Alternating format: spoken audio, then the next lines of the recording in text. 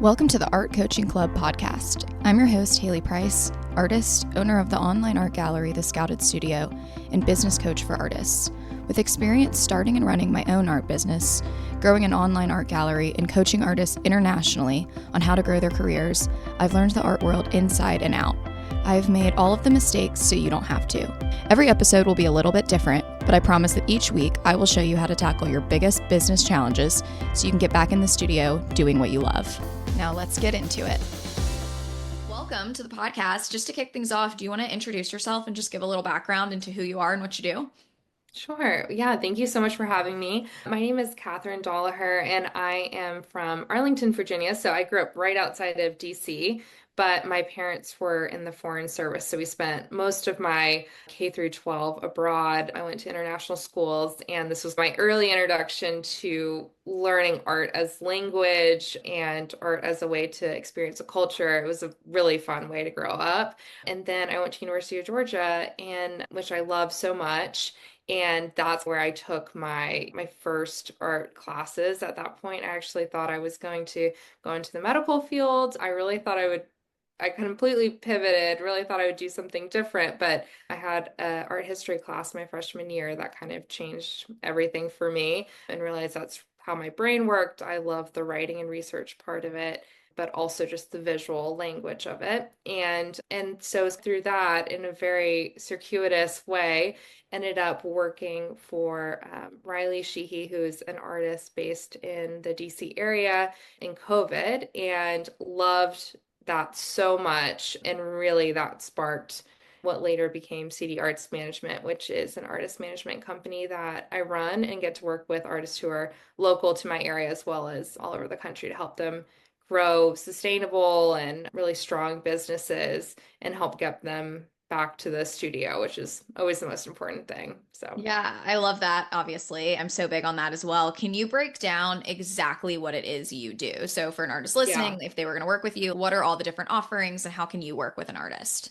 Yeah, so I work with artists in a lot of different ways to try and meet people where they are, depending on where they are in their career and their needs. On the lowest level of investment, both time and financially, is I have strategy calls, consultation calls that I do by the hour, which I love doing these and get to interact with a lot of different artists in that way. So it can be about anything, and we can tackle any subject and brainstorm. There's real value in just having someone else to talk about what you're doing with. So I really love those. And then I do set projects with people. If you need a new inventory system or a commission system, I'll come in and build that for you and we'll do it together. So it's in a way that you can really take at that point once we're done and run with it for a long time. Those are great kind of one and done projects. And then I have a select number of artists that I work with as their studio manager. So I'm doing everything from answering emails to brand partnerships, a little bit of everything in between. So there's a range, and that keeps me really happy working with a lot of different people on different levels. Yeah, and I feel like there's such a need. I feel like there's not a Yeah. lot of people doing this, but I think there's so many artists that need it. How did you kind of transition from working with Riley to going out on your own, and when did you feel ready? What did that look like, and what did you learn with her that you're now taking with you into what you're doing now? Yeah, no, working with Riley really opened up my eyes to this world, which, as you said, is not something that's really developed. There's not a lot of people doing this. My background was like in museums. I had worked at the Hirshhorn, I had worked in galleries, and that was more the traditional road that I knew. So I learned a lot with Riley. And I think I came in to her business at a time when we were really developing product. So wallpaper, fabric, obviously art prints and really thinking outside the box when it came to brand partnerships, scaling those up in a way that was really both lucrative but also really rewarding. And so that was very new to me. I had never really experienced any of that before. Riley and I got to a great place where it was like we're maintaining what she's doing, I'm growing steadily, and I have just always been like hunting for the next challenge and love working with artists And so I decided to start taking on a few other clients. And so Riley and I still work very closely together. And it's been a great kind of transition. And that was about 2.5 years ago, just to give an idea. So it's still early in a lot of ways, but it's been fun to work with a lot of different people and bring some of that knowledge, and especially brand partnerships, product development to people, because it's not something you learn in art school. And it's a real growing area in the art world. And there's not the same standards for it that I think are widely understood yet. So I really enjoy working with people and helping them advocate for themselves too. Yeah, and I love that you went from bigger galleries, which is a totally different world, to working with Riley, who's more of a entrepreneur. Obviously, I don't know what her team and what all that looks like, but it's not the traditional gallery route. And then you Yeah. see an artist that's succeeding. And I think that's probably comes through in your work with other artists who have worked with someone who's really running a big business. I don't know, obviously, everything Riley does, but just from her Instagram presence and website, she's huge. I love Riley. So I think that's something that I'm sure other artists are like, if you've helped Riley get here, what can you do Mhm. for me? I'm sure that's really inspiring. Yeah, she was a great person to start with. And to be honest, when I started with her, I had no idea where all of this was going to go. It was like during COVID, and it was a total just serendipitous thing of us getting connected. And it really has taught me so much because she has her hand in a lot of different buckets, and it is just the two of us. It's always been just her until it was her and me. And so I think that's really indicative though of a lot of artist businesses are they're not big teams of people. A lot of times maybe contractors are more what makes up the people they work with, but the people who are in the studio with them often regularly, it's not many people, maybe it's one other person. So we're talking about like really micro small businesses, and I think that's what's super rewarding about what I do and why I love it is because I get to usually be like employee number two. And that's really fun to come in and start understanding someone's business on the level that they've usually built it up to maybe 10 years, 5 to 10 years, and then help them get over the obstacle of growth that I think you start needing just to get your time back because there's only so much one person can do.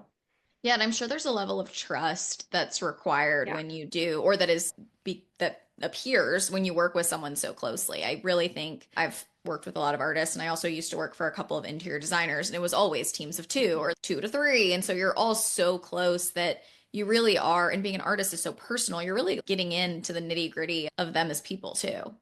Oh, it's super a very intimate kind of workspace, especially because the whole business is built around their practice.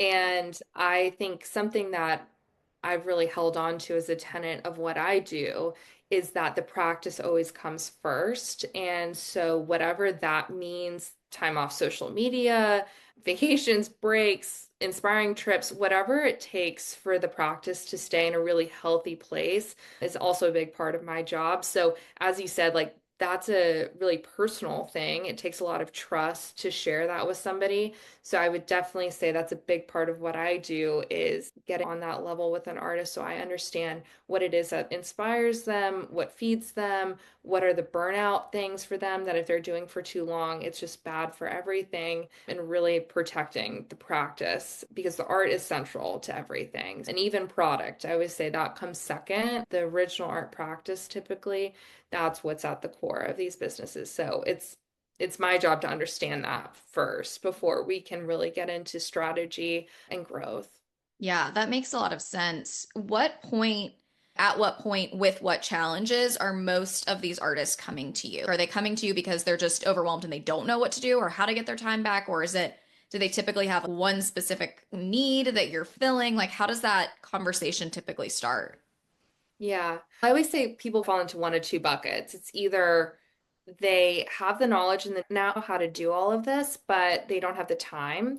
And then the other group are people who it's just not their skill set, which is a lot of artists. There's only so much that you can do and really do masterfully all the time. And sometimes bookkeeping is not that thing, and that's okay. I have people who have been doing it for themselves for a long time, but they just need some help. And then other people who it's just not a skill set. So I can come in at both of those points. I would say that the majority of artists that I work with are have a market for their work And their challenge is that they can no longer sustain the level of business that it's going to take to continue growing without leaving the studio more and not having as much work that they're generating.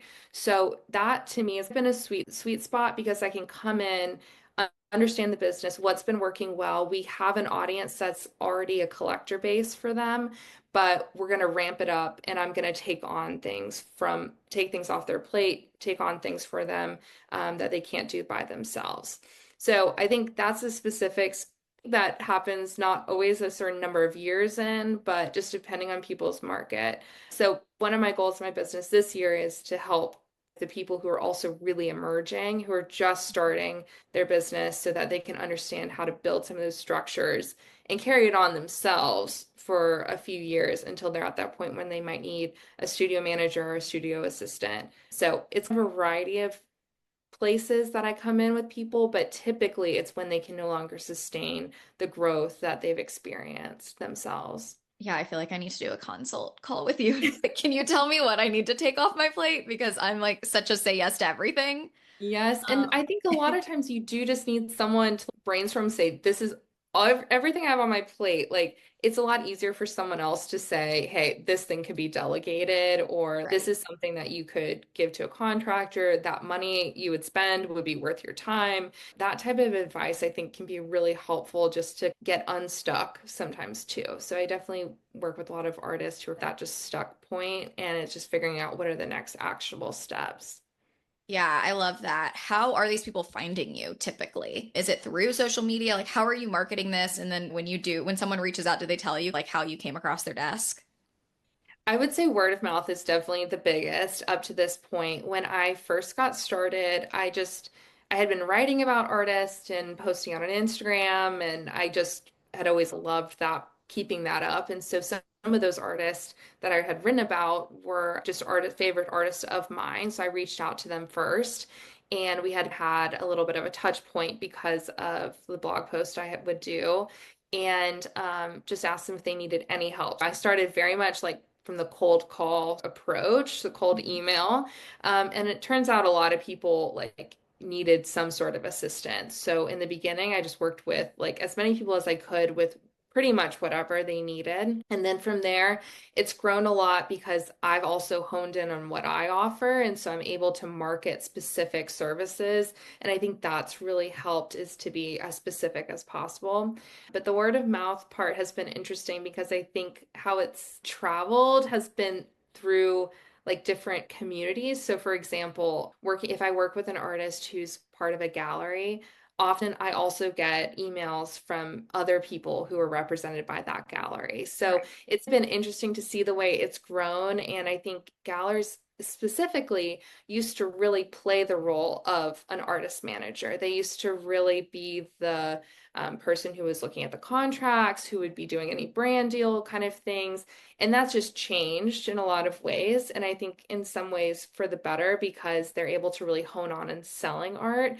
But that role of manager or strategist has left a bit of a gap. So I do find that through galleries, I get a lot of interest because those are typically people who are growing, selling work, have work multiple places that they need to manage. Their business has gotten complicated. That's been an interesting way that I think the business has grown in terms of marketing. So I do often hear from a few people from the same gallery because I think that they're sharing resources, hopefully. Yeah, that makes a lot of sense. And I also think it makes so much sense that there's such a need for you now because I feel like artists can't really, I don't want to say can't, but like it used to be, you just would give your art to the gallery, Yeah. call it a day, go back to your studio, they would sell the work. But now we're living in an age where you might work with multiple galleries. You probably have an Instagram presence. You Yes. probably also have your own website to some extent, and maybe you're selling on your own. And it's like all of a sudden there's just so many more roles that you have to fill that someone like you is way more needed. And I'm sure one artist says, oh, I had some help that got some of these things off my plate, and everyone's light bulb went off and everyone else wanted to work with you. Yeah, I think that you're so right. It's you have to wear a lot of hats these days as an artist, and you cannot put it all in the gallery. They're expecting you to market as well.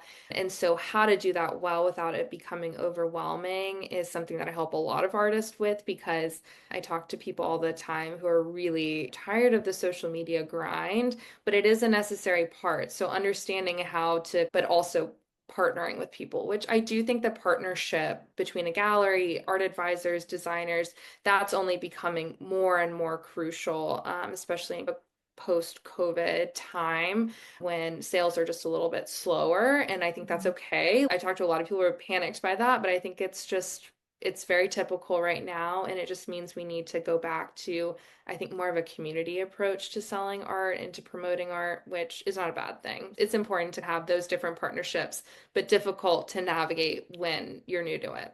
And scary, obviously, like you said. I think it's definitely been the past couple of years. I feel like there's been a little bit of a dip off the kind of high that happened around COVID in terms of sales and online sales and stuff like that. But I think you're completely right. I think it's two ways. I think one, artists need to lean more on the designers, the galleries, that community aspect, like you said. But I also think the consumer wants that too. I think people want to be out in the world. Not saying they won't purchase online, but there is value to meeting an artist in person or feel like you get to know them, even if it is on social media. So I think there's definitely something there that I'm sure you're just helping connect those dots for the artists. Yeah, I am not an artist myself, and where there's certainly a lot of times when I wish I was, so I understood some of the things they're going through. I try and lean on the strength of it, which is that I am an art consumer and I am a collector, and so I try and really help bring that perspective to artists too, is this is what people really want to know about, and a lot of it is like that personal connection. They want to feel like they know you. They want to see what your studio looks. They want to see your process, where you buy your materials, a day in the life. All of those types of things are great marketing ideas that I think really help people connect to an artist. And it can be hard to generate a lot of those ideas or that content yourself. So I do think sometimes it's helpful to have someone come in and be like, hey, no, let's focus on what the collector might want to see. And if I can help them navigate that, I try to. And I try and do that in my own marketing as well, is to have a little bit of a window into who I am and what I do and the things I love and where I'm going. And I started a Substack for that reason because it's a lot of more opinion pieces. They'll see a show I really love that I want to share about. And I do think it really helps for people to understand who you are before they start working with you, especially going back to what we were saying earlier, when there's that trust factor, that's so crucial. Yeah, I actually followed your Substack today. Oh, I don't know why I great. didn't follow it before, but it popped up and I was like, Yeah, oh, oh, so good. timely. Yeah, it's fun. Substack's great. I know you use it too. And I think it's an interesting marketing tool. And it really does help, I think, bring that personal kind of voice to a brand and a business. And I've enjoyed that part of it. Yeah, I'd love to ask just really, I don't even know what I'm trying to say, but what are your thoughts on Substack? What are your thoughts on all of the different platforms? Because I feel like so many artists lean really heavily on Instagram. Do you think other things like a Substack or obviously an email newsletter, but like TikTok, like Pinterest, all these Mhm. different platforms, are some of them more valuable? Is it a case by case basis? What are your thoughts on these platforms? Yeah, I always say that like what you have, use it well, use it fully. So don't try and do everything. In my experience, when you're running your own business, that's not a social media like generating company. It's Right. not, you're not a content creator. You need to pick what works well for you, where your audience is, and use it really fully and well. For the most part, that's going to be Instagram. And I think you definitely need an email newsletter. And I think if your email newsletter, it's easier for you to have that voice like a Substack, then you should incorporate that or use that as your email newsletter if you can stay consistent with it. Obviously, a lot of things are shifting right now, and I think looking for the most stable places to land is always going to be my recommendation. Instagram is changing all the time, but in some ways it's been a little bit more stable than TikTok. So I think about that. When I am talking about Pinterest, I was of two minds. I think it can be a great way for people to connect with, especially prints product. It's really great for that. And then I think always just keep in mind that you're putting images out there into the world, especially if they're of original art, that it's hard to control from that point on. So I would say things like installation images, prints, product are great Pinterest is great for that.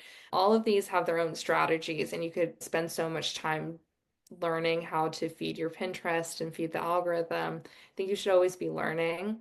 But one thing I've seen work really well is picking one or two things and even just for 1 year, really pouring into that. So that could be, for example, Pinterest. And then that it's just going to take some time to really, I think, understand the platform and how you're going to feed it. So give yourself time to let that like kind of build up over a while. But in my opinion, you should have an Instagram and you have to have an email newsletter.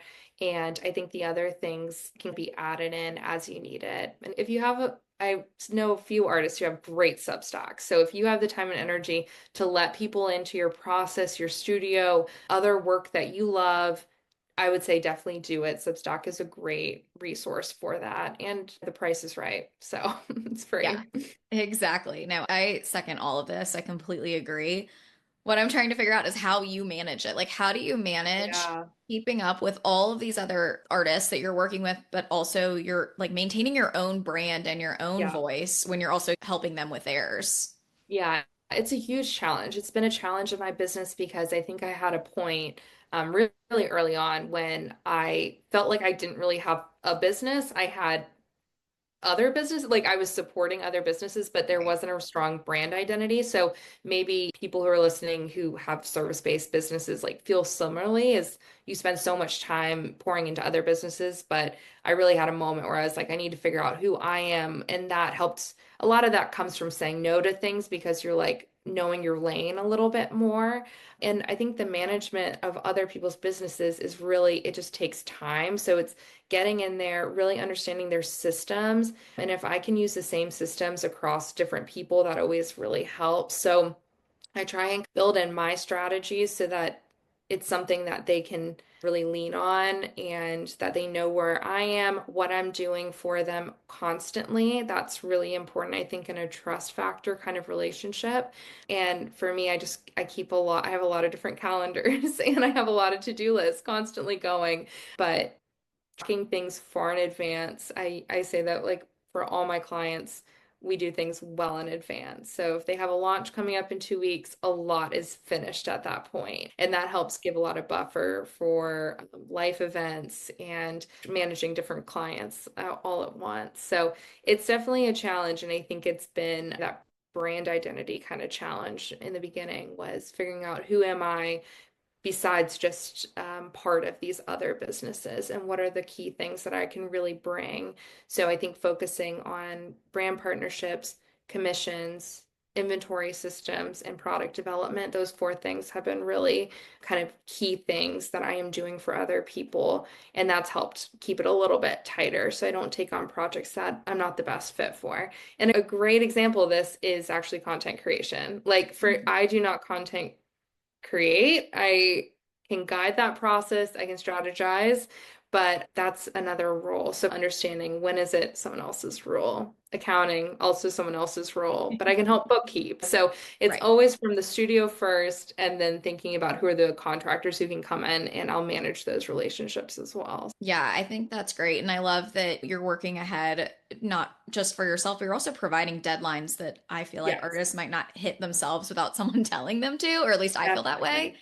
Yeah. So I think all of that is great. Just to get super kind of tactical, do you have any specific tools, like specific calendars or tricks or apps or programs that have really helped you to either become more organized, schedule, work more efficiently? Anything that you can share that might help our audience?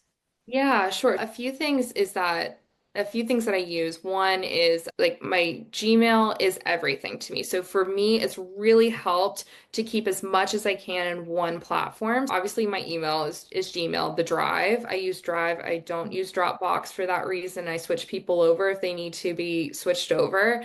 And then I use the calendar and I also use the tasks on Google. So which if people haven't used that before, it will build your tasks into your calendar so you can really see what you have on your plate as it's coming up. So one thing I think is like just the G Suite, like the business Google is really helpful. I keep everything in one place and then it's also on my phone and it's on my computer, it's everywhere.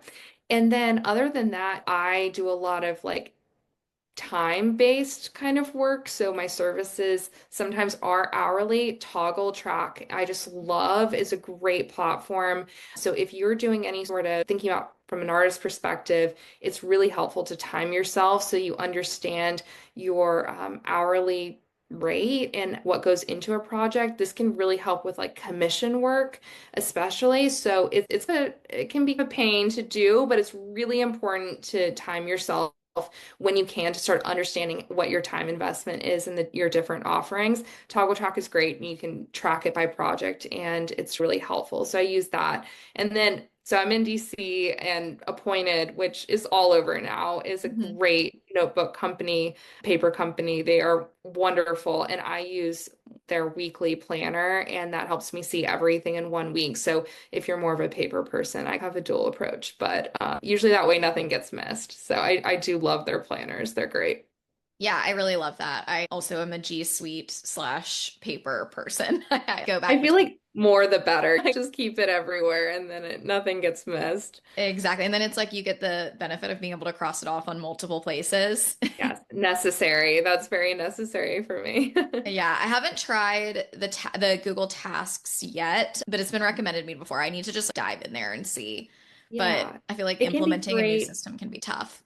Totally. And I think when I come alongside people, I always like to learn what they do that makes the most sense to them. With multiple of my artists, we have a Google Sheet or a Google Doc that is like our task sheet.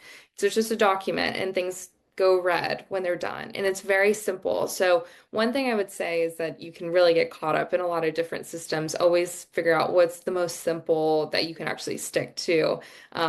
And Riley and I have had a task sheet for like 6 years, and it's all we need. It's staying on the same page. That's going to work for some, not work for others, but keep it simple is always my recommendation. Yeah, that definitely makes sense. Speaking of just being organized and all the things that you've done for other artists, what have been some really successful moments for you? Like either a certain person you've worked with has hit a really impressive milestone, or it doesn't have to Yeah. be huge, but what have been some kind of just, oh wow, I'm really doing it moments?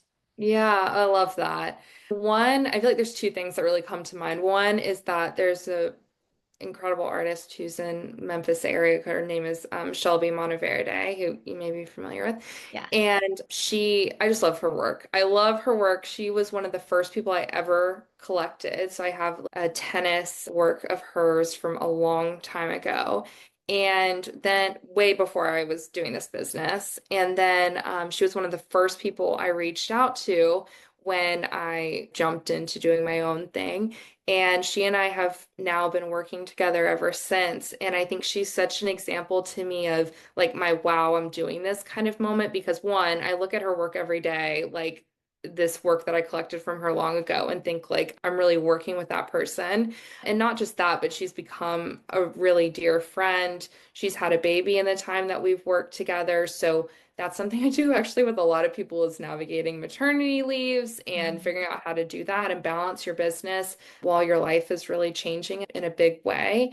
And walking through that with her was just so rewarding and really such an amazing experience to see the way that she handled that in her business. And so she's someone who just consistently to me, I'm like now count as such a good friend. And I think that's been a huge part of this business is building relationships. And I think on a more practical level, maybe is when Riley and I started working together, a goal of hers was to have a fabric and wallpaper line. It was like a 10-year plan. It's a great story, actually. She tells it better than I do, but it's something she just had really on her like dream list for a long time. And I think that was a big moment for me stepping into a new role, working with her, and then thinking, okay, this is new to me, but I'm really interested in this. Can I make this happen? And working for almost a year to develop that line, manufacturers, perfect the process from a customer service perspective, really get into showrooms and the way that works. And so I look back on that with a lot of like joy and wow, like I can't believe that my career has taken me in that direction. But that's what I love about this job is that you never know what's coming next and what opportunity is coming next. And so the opportunity to develop something really new like that was so exciting. And now it's a great line and I think We have a lot of pride for what was created there, and Riley has just done an amazing job with it. So that is always going to be a big marker in my career, is maybe a success and also a shifting point where I started to understand the capabilities of an artist studio could really be on a big scale, like a big brand. And behind the scenes, there's still two people, but that scale has been really fun to be a part of. Yeah, it's really cool to now know you and know you were kind of part of the growth of both of these people. Shelby, I also know her. She was on the podcast a while ago. And I remember That's she was one of those people that I was like, wow, she said yes, because I've loved her work for so long. And so that was huge to get to talk to her. And then obviously you have her on the podcast and she's wonderful mhm. and lovely and not someone to be intimidated to talk to at Yeah. all. So she's incredible. And I love Riley as well. But I want to maybe switch gears a little bit and ask you, as someone who works with so many successful artists that are really marketing themselves so well and launching such big collections, you have your finger on the pulse of the art world. Is there anything you're noticing right now, like trends or things that seem to be working or not working? And it can be any way you want to take it. It can be from a marketing standpoint. It could even just be Yeah. like big, small, framed, unframed, subject matter. I'm open to just hear if there's anything you've noticed that you can share with our audience. Yeah, I think we touched on it earlier, but I think one big thing is that more and more artists are going to need help selling their work. And it could be someone like me, like it could be someone who's behind the scenes, but I think in a lot of ways it's other partnerships. So it's going to be really important for studios to have relationships with the trade, to have a trade program, to think about having a trade discount and a PDF that you send designers when they're interested in your work. A big proponent of inventory systems, so that's a great thing to be able to weave into your business so that you can get people pricing sheets pretty quick. And I think galleries as well is huge. It's really rewarding to work with a gallery. There's nothing like seeing your work alongside other artists, and whether online or in person, and to be a part of that community is really fun. So I think more and more artists who maybe pivoted in COVID and downsized the number of the galleries that they were part of or left that world altogether, I think it'd be prudent to think about getting back into it, finding the right partner that really makes you excited to work with, someone that you're okay handing that commission over to because they're doing such a great job. So I think artists need more and more help, and I think it's a good thing. It's not a bad thing. It helps the community feel a little bit tighter, the ecosystem feel a little bit tighter as well. And then I think with the push of Instagram functioning a little differently, a lot of marketing platforms functioning differently, I think I'm seeing more and more popularity around any opportunity to see your work in person. And one big thing I'm seeing is that there are these like smaller fairs like Loyola, Harding, Spotlight on Art that are moving an incredible amount of work, really selling a lot. And it's a big investment for an artist to have to travel or send work, pay for shipping. But those shows are doing really well. So I think that we'll see a continued growth of like smaller shows like that are like privately put on by schools and things like that. I think that those are only going to continue to grow. So applying for those shows and others as they pop up, I think is a really great way to get in front of new eyes and build a new collector base. A lot of people who are going to those are there to buy. And I've heard some interior designers are going for their year. Like they're really thinking about their whole year of projects and they're buying all in one go. So I think I'm seeing those become a lot more popular, as I'm sure a lot of other people have as well. And talking to a lot of artists, they seem to be very worthwhile. So I would think about investing time-wise financially into some of that too, because I think those in-person interactions are really important. I completely agree. And I love all of those shows. I recommend them. I haven't been to Harding, but I've been to Loyola and I've been to Spotlight.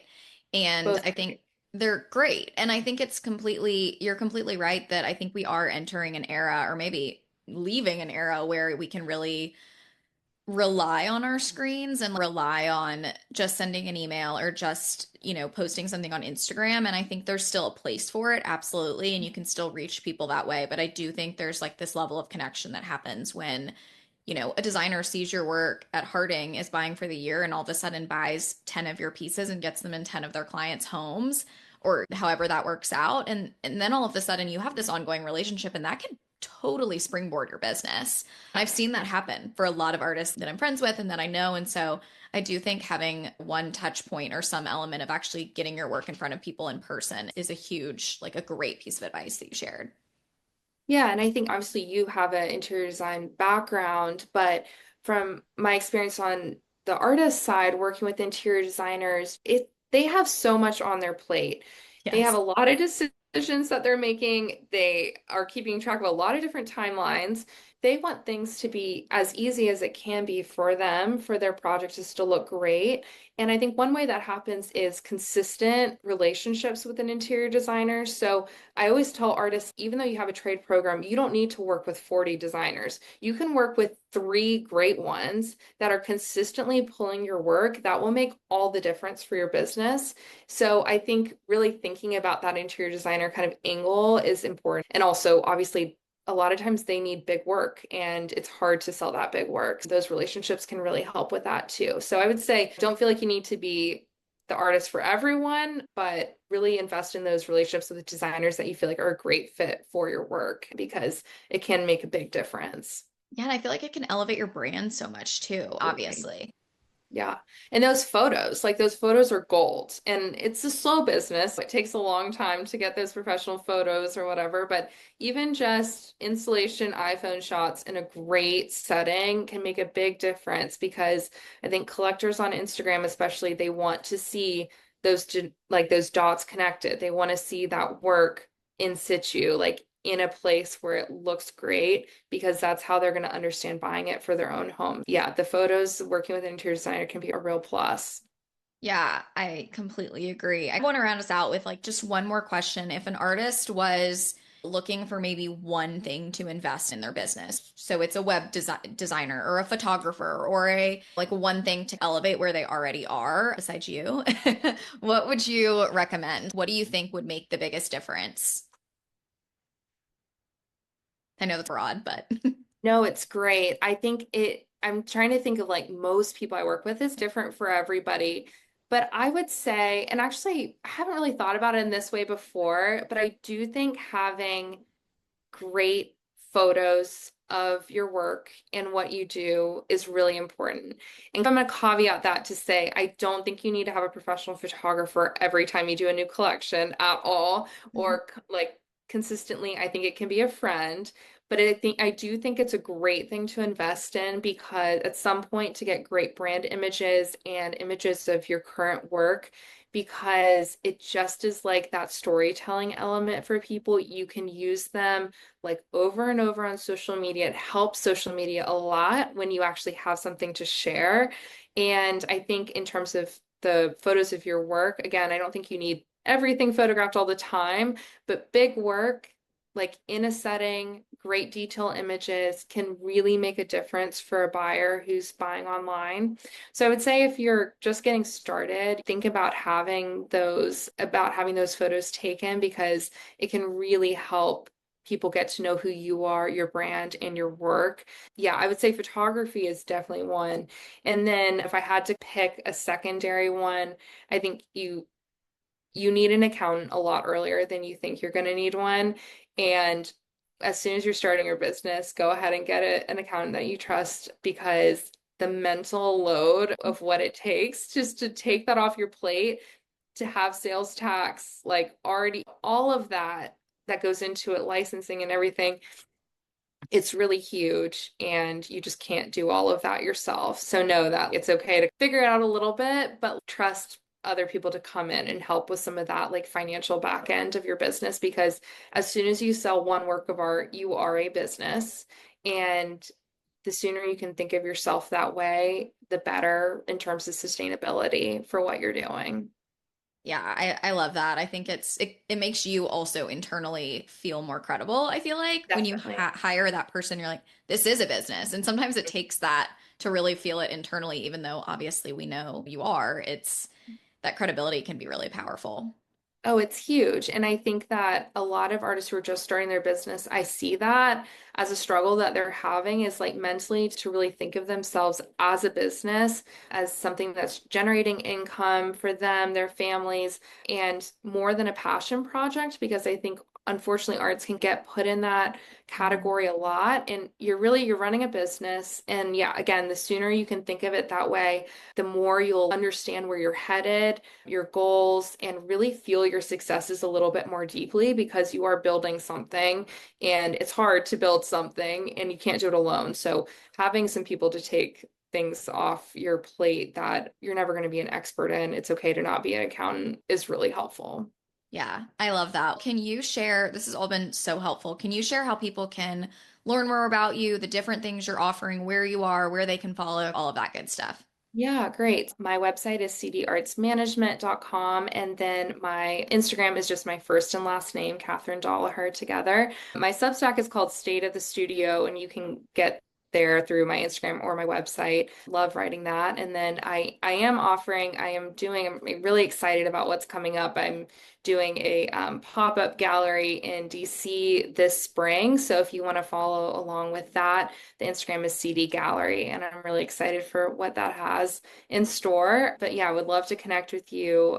Always feel like you can email me. Love to chat about what people are doing and what they're up to. And my email is Catherine@cdartsmanagement.com. So.